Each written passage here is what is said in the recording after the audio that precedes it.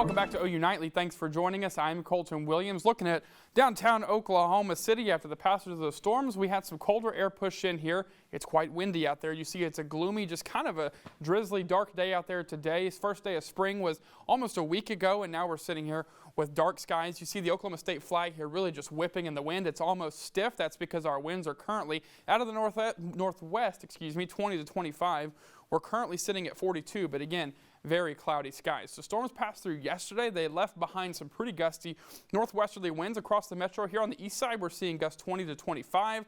In the metro, 30 to 35. And then in the north and the northwest, we're seeing 40 to even 50 mile-per-hour wind gusts. So a very windy day across Oklahoma today. Winds out of the northwest keeping us feeling cooler than our temperature really is. We're feeling almost like freezing here in Norman. We're sitting here now in the middle of the March, still with wind chills sitting in the lower 30s. A lot of our friends, Ardmore sitting in 40, Lawton at 41. So across the state, it's a chilly afternoon out there today. Those winds, they have prompted some wind advisories. Here in this light brown color, we have wind advisories until 7 o'clock. In the dark brown, we have a high wind warning. The yellow numbers, those were the max wind gusts recorded today.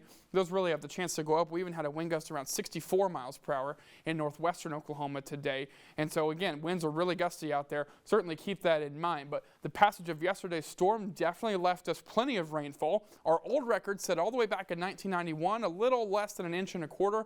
We smashed that yesterday, sitting at 1.61 inches for the day yesterday. Rain that we very much needed for our already abnormally dry winter. So event total, we saw 2 inches here in Norman, almost 2.5 in Oklahoma City. You see nice band here of well over 1 inch set up here along the I-44 or along the I-35 corridor.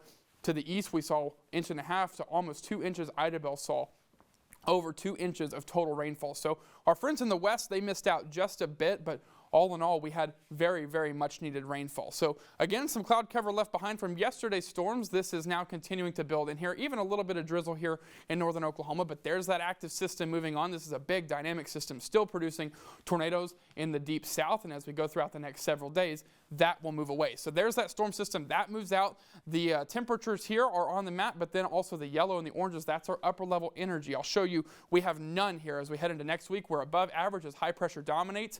As we head into the early part of next week now, we're starting to see our next storm chance roll in here. You see we have some upper level energy pull in here. That will bring us our next potential for a storm chance as we go into next week. But now our temperature trend, you see we are on the incline. We're going to be well above average by the time we get to the early part of next week. For tonight, we have temperatures in the 40s. Those will continue to stay in the 40s. Those winds will try to die down just a little bit. We'll have 50s for your highs tomorrow before we're back in the 60s by Thursday, 70s for the weekend, 80s to start next week.